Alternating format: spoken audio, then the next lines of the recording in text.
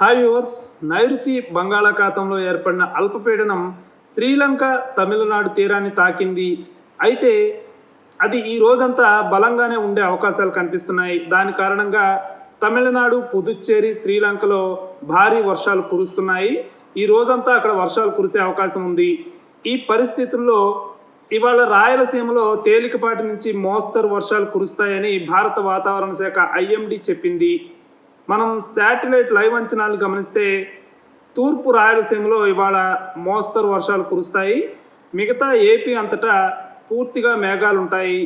తెలంగాణలో మేఘాలు వస్తూ పోతూ ఉంటాయి. తెలంగాణలో చలి విపరీతంగా పెరిగే అవకాశాలు కనిపిస్తున్నాయి. బంగాళాఖాతంలో గాలి వేగం పెరిగింది. గంటకి 35 కిలోమీటర్ల వేగంతో గాలులు వీస్తున్నాయి. ఏపీలో గంటకి 10 కిలోమీటర్లు, తెలంగాణలో గంటకి 6 కిలోమీటర్ల వేగంతో గాలులు వీస్తాయి. ఉష్ణోగ్రత తెలంగాణలో పగటి వేళ 28 డిగ్రీల సెల్సియస్, రాత్రి వేళ 18 డిగ్రీల సెల్సియస్ ఉంటుంది. ఏపీలో పగటి వేళ 28 డిగ్రీల సెల్సియస్, రాత్రి వేళ 23 డిగ్రీల సెల్సియస్ ఉంటుంది.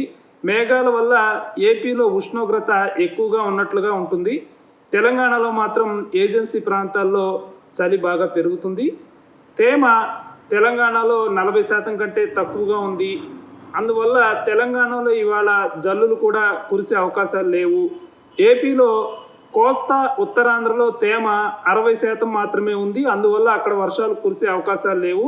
రాయలసీమలో మాత్రం తేమ 70% నుంచి 90% దాకా ఉంది. అందువల్ల ఇవాళ రాయలసీమలో మోస్తరు వర్షాలకు ఛాన్స్ కనిపిస్తోంది. సాయంత్రం నుంచి రాత్రి అయ్యే కొద్దీ వాన బాగా పెరిగే అవకాశం కనిపిస్తోంది. ఇది లేటెస్ట్ అప్డేట్స్. ఇలాంటి అప్డేట్స్ కోసం న్యూస్ 18 తెలుగు సబ్స్క్రైబ్ చేసుకోండి, బెల్ ఐకాన్ ప్రెస్ చేయండి. Thank you.